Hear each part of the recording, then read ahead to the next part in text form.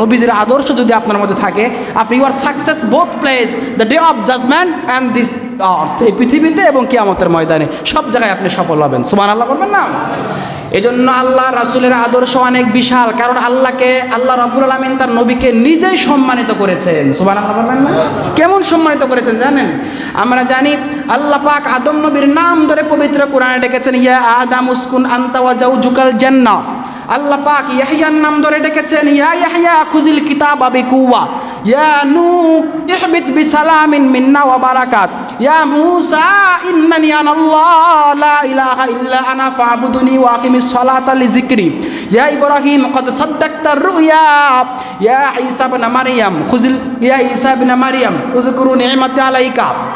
আল্লাহ প্রত্যেক নবীর নাম ধরে ধরে ডেকেছেন, কিন্তু আমার নবী, আপনার নবী রাহমাতাল লিল আলামিনের ক্ষেত্রে নবী নাম ধরে ডাকেন নাই।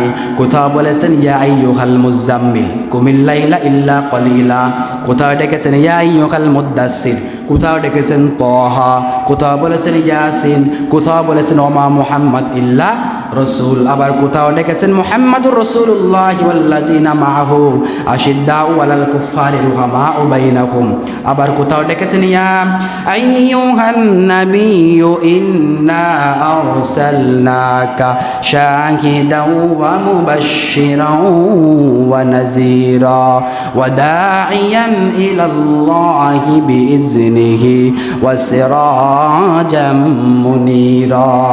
সুবহানাল্লাহ বলেন। আল্লাহ পাক বলেন, ইজা যুকিরতু যুকিরতা মাই, নবী হে আমার নাম যেখানে আপনার নাম সেখানে।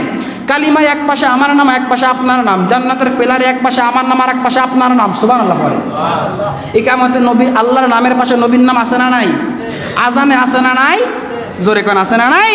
তার মানে আল্লাহ পাক সুবহানাহু ওয়া তাআলা নবীকে যদি সম্মান দেয়, নবীকে যদি আমাদের আদর্শবান বানিয়ে দেন, নবীকে যদি আমাদের লিডার বানিয়ে দেন, নবীকে যদি আমাদের জন্য উসওয়াতুন হাসানা বানিয়ে দেন, আমরা সেই নবীর প্রেম, ভালোবাসা, আদর্শ গ্রহণ করতে রাজি আছি না নাই?